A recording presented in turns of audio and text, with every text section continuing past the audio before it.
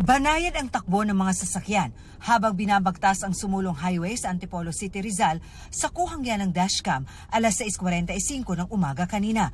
Pero pagdating sa old checkpoint sa Barangay Santa Cruz, makikita kung paanong inararo ng dalawang truck ang mga sasakyan sa kanang linya bago sumalpok sa poste. Sa kuha naman ng CCTV, makikita ang napuruhang puting SUV na papatawid sa intersection. Inararo rin ang kasunod nitong motorsiklo. Sa lakas ng impact, totally wrecked ang harapan ng isang truck. Pahirapan ang pagtanggal sa dump truck na ito na sangkot sa aksidente dito sa sumulong highway sa Antipolo, Rizal. Ayon sa mga otoridad, 6:45 daw ito ng umaga nangyari kanina pero 11:30 na, hindi pa rin ito natatanggal.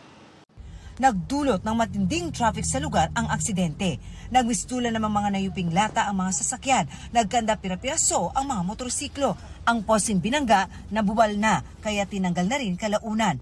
Lumalabas sa investigasyon na nag-ugat ang disgrasya nang mawala ng preno ang truck na may kargang buhangin. Nagbusina na po siya, narinig po nung kasamahan niyang truck na nasa unahan na yun nga po emergency na po yung ganong pagbubusina na sunod-sunod. Ang ginawa po nung kasamahan niyang driver na truck din, huminto po siya para malesen po yung impact. Kaso nga lang po, yes po, kaso po nag-full brake siya, handbrake.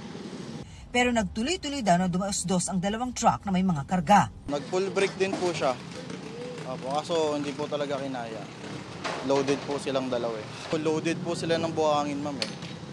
Tapos pababa din po yung kalsada, may possibility po na ganun po, nag-loose brake ma'am.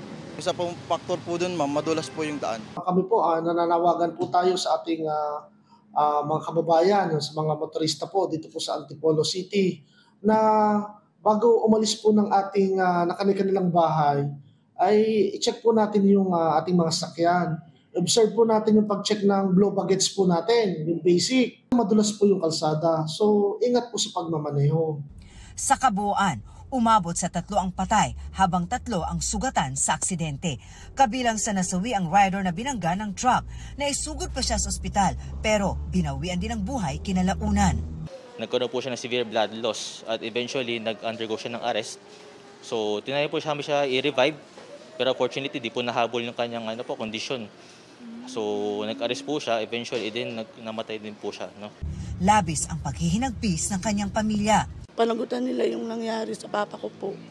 Dead on arrival naman ang driver ng truck habang sugatan ang kanyang pahinante na nakatalon daw bago sumalpok ang truck sa poste. Meron po siyang tinamong ma-abrasion sa lower extremities. Unlike naman yung first patient, siya ay okay naman siya. Nakakalakad. Para sa Automobile Association of the Philippines, may mga pagkakataon talagang posibleng mawala ng preno ang mga sasakyan. Pero maaari naman daw ma-mitigate ang matinding pinsala kung alam ng driver ang dapat gawin kung mangyari ito. Dapat ang ginawa nung nasa driver sa unahan, bumusina siya ng bumusina para yung mga tao nasa unahan tumabi. Imbis na sinalo niya yung truck sa likod. Titili na yan kung halimbawa, iaampas niya sa pader sa gilid ng kalsada para tumigil. Ang mindset, ang training dapat ng driver na ililigtas mo ang mga pedestrian at ililigtas mo ang pasahero mo. Para sa GMA Integrated News, Marisol Abduraman, ang inyong saksi. Mga kapuso, maging una sa saksi. Mag-subscribe sa GMA Integrated News sa YouTube para sa iba't ibang balita.